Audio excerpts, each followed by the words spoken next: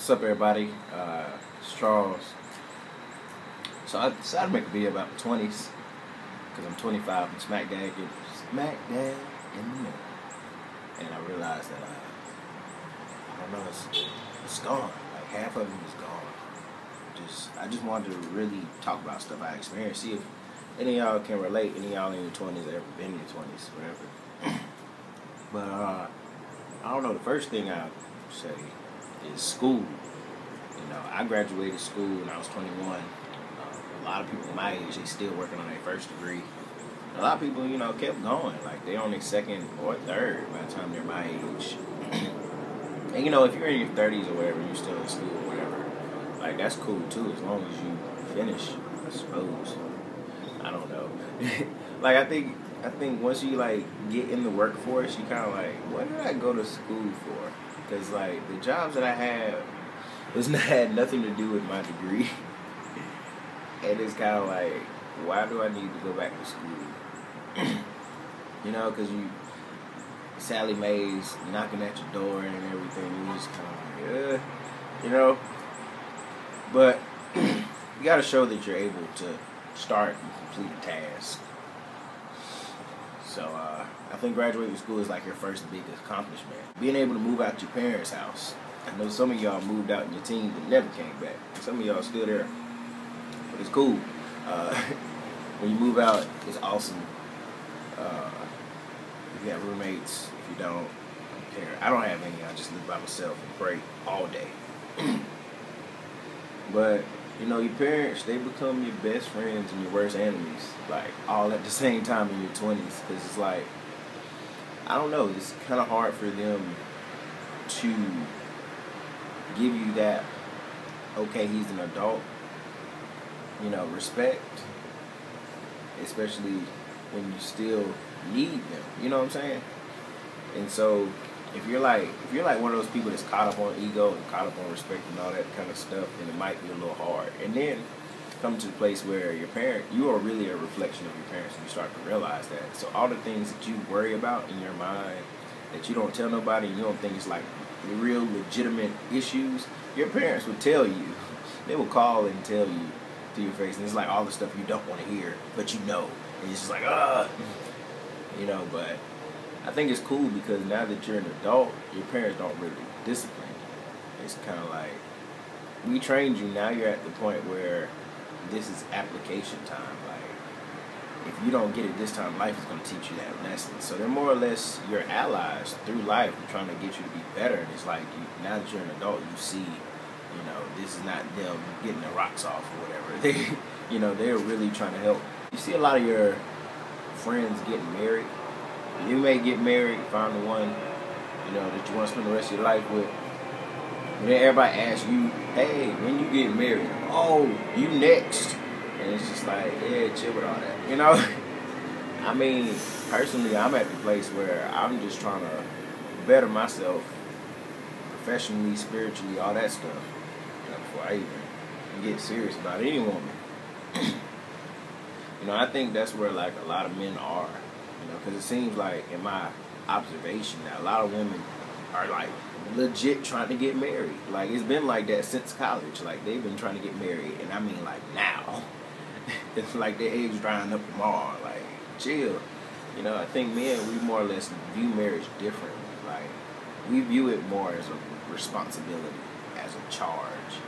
You know, like, something that's going to be complicated. You know, we don't think of, like, oh, this is adding to me, and oh, nah, man. It's just like, I don't know if I'm ready for that type of responsibility right now, because I'm already, like, taking on a lot.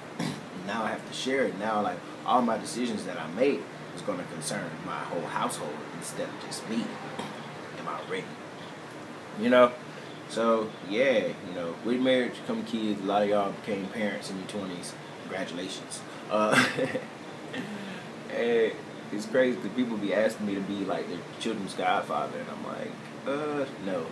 You know, just cause I don't feel like, I feel like a child needs a stable environment, you know, like 2-parent home, structured, like that's what a child needs, you know. And I'll be beside myself if I'm going to voluntarily put myself in an unideal or involuntarily put a child in an unideal environment. You know what I'm saying?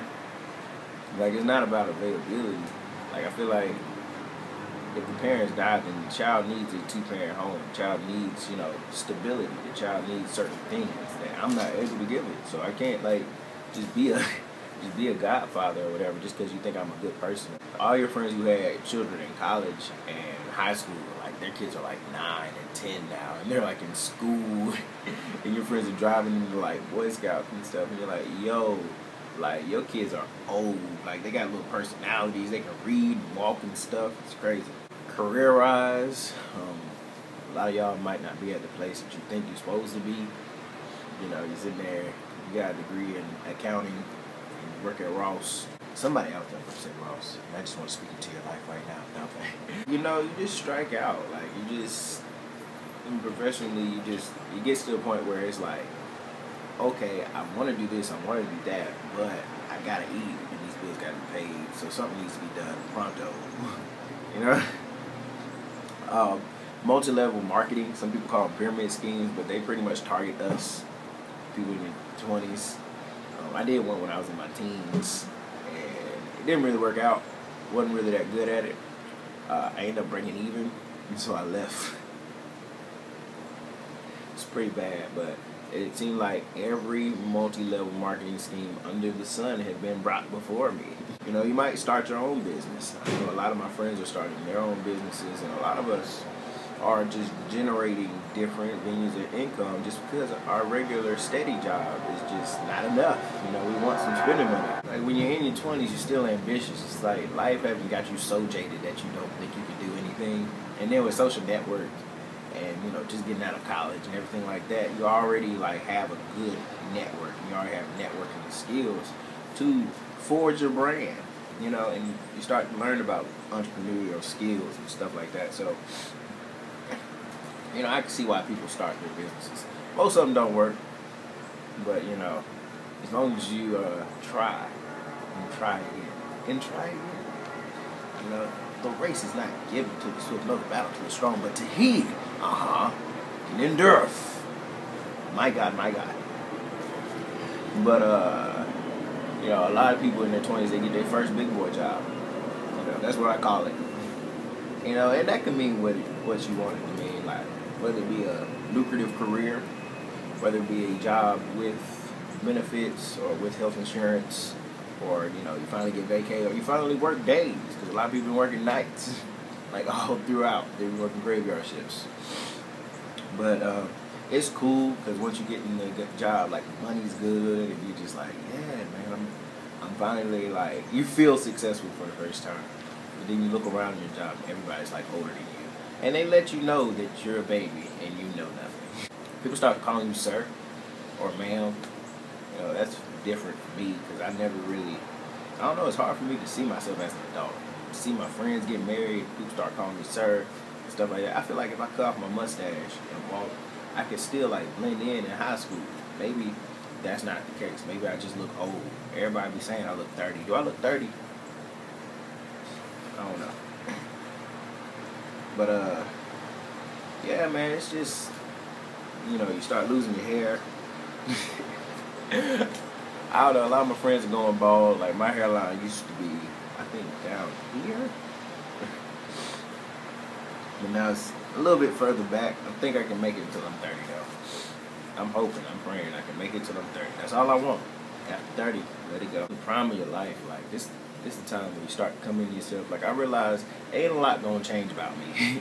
Like, at this point, like, 25, like, I'm probably gonna continue to look like this. Probably gonna continue to sound like this. Like, and, you just become comfortable in your own skin. Developing your style and everything like that, and realizing the fact that your style will change. And I think it's a good time. Like, we're at the prime of our life, prime of our health, prime of our intellect, prime of our capabilities. It's just a good time to figure out stuff. Like, you figure out life, figure out what you want in a career, what you want in a spouse, what you just want, like, as far as purpose, like, what you're supposed to do. Like, you're figuring it out. You might not quite be working it out yet, but all these experiences that you're getting, striking out at the job, striking out in relationships, or moving from place to place, all this crazy stuff, like, it's really growing you up, and like you really are getting prepared for something greater. So just because you're in your 20s and you're not there, it doesn't really matter. Like, you have time. Just enjoy it, man. Like, a lot of people get fat in their 20s, like, after they have kids and stuff. That's why I ain't got no kids, but